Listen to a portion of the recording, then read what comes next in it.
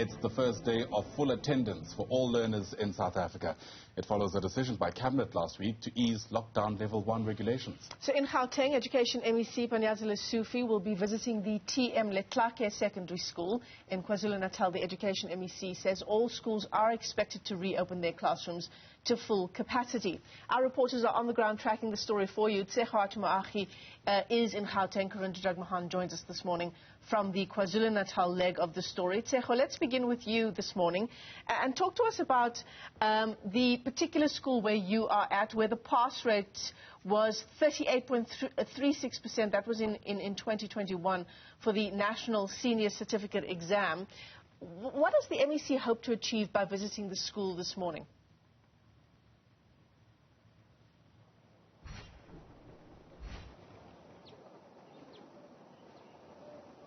Well, good morning, Michelle. So the MEC Panyaza Lesufi is expecting or hoping to achieve to put a plan together to ensure that there can be progress in that particular pass rate at the school. I mean, we've seen the learners come in. The gates have now finally closed and it's quietened down quite a bit at this particular school. But interestingly enough, we've also seen some learners being turned away. So just to give us an understanding of this, I'm joined by Opa Budibe. He's the acting spokesperson for the Gauteng Education Department. Dr. Budibe, thank you so much for your time.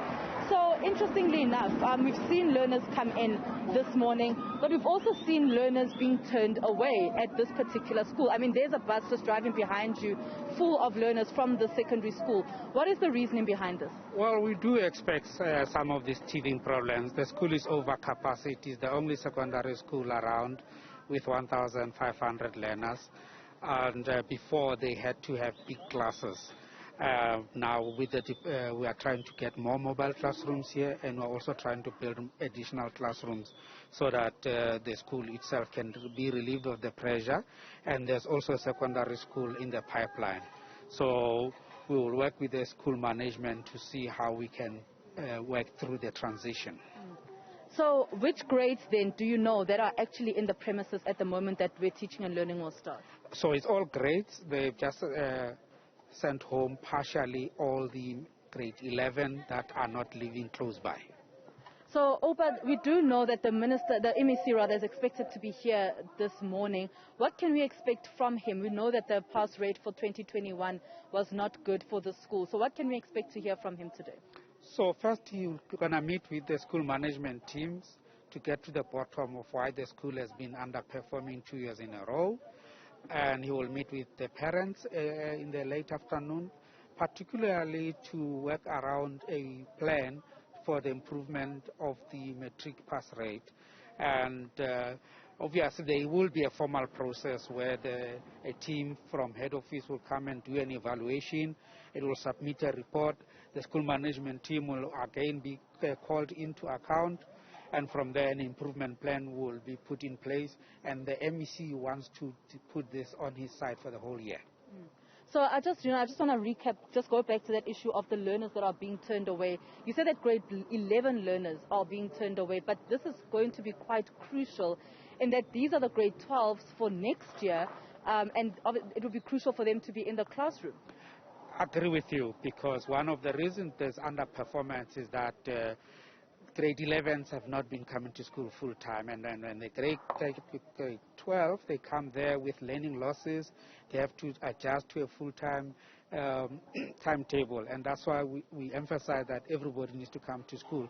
But we are aware that we're going to face these kind of challenges, and we're going to find ways in which the learners would have to be at school every day, and it will include doing some other things in the school, like providing mobile classrooms as fast as possible so that all the learners can be in the school. All right, thank you so much, Opa Budibe, the acting spokesperson for the Gauteng Department of Education. There you have it, Michelle.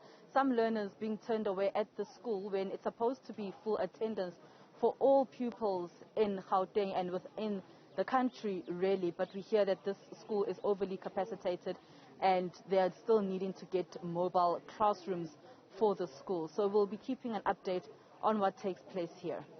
Yeah, very worrying indeed, Tshegohaco. Of course, the hope would have been that the Education Department would have foreseen these kinds of teething issues. Let's take you to KwaZulu-Natal now, speak to our reporter Karinda Jagmohan. Karinda, yesterday when the Basic Education Minister Andrew Motshekga announced that classes would go back to full-time learning, rotational learning would be scrapped, she also talked about outstanding infrastructure issues, and of course that's a big challenge in the province where you're at, because so many of those schools in KZN were damaged just over the past few weeks after those severe storms.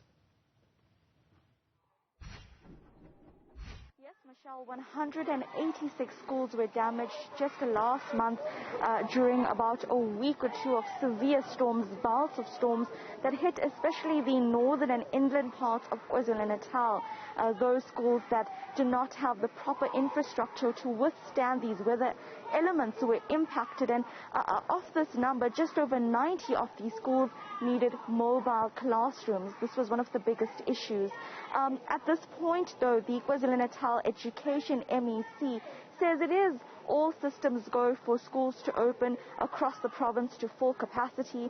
The MEC was supposed to be here this morning, but we've just heard from his team that he's taken ill and is not here in person. Instead, the acting HOD for the department is going to be here and will be joining us shortly just to speak about the process thus far. But what is quite a sight to see right now is that around me I'm hearing classrooms full of children. They're shouting out their alphabets, and just moments ago the school had their first assembly. They were saying this is their first of the much bigger assemblies they've had in 2 years, just before we saw schools return to normalcy after the COVID-19 pandemic. There were lines of school children here, their teachers beside them, and of course just an address by the education department to remind learners about constantly obeying the rules of COVID-19 sanitary processes, including wearing their masks, getting sanitized.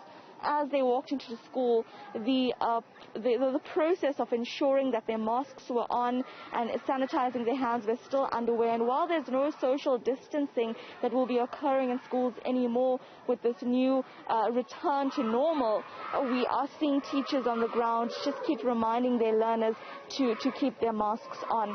But again, another issue that the department faces is already overcrowding at schools. Even before the COVID-19 pandemic, you would see more than 40 or 50 learners in one classroom, and it's an issue that teachers have to deal with to try and properly teach their learners, and it's something that we understand is why the department is here today in KwaMashu, to actually just understand how this issue can be resolved, whether it's building more classrooms in schools or trying to have learners placed in schools that are much closer to their homes and try and alleviate some of the much larger schools across this area, Michelle. But in about half an hour, 20 minutes or so, we will be speaking to the HOD just to give us an idea of the sense so far here in KwaZulu-Natal as we return back to normal 2 years after the COVID-19 pandemic struck us. Karinda Jagmohan, thanks very much indeed for that update. In KZN, Tshegohaco Moagi is in Gauteng for us.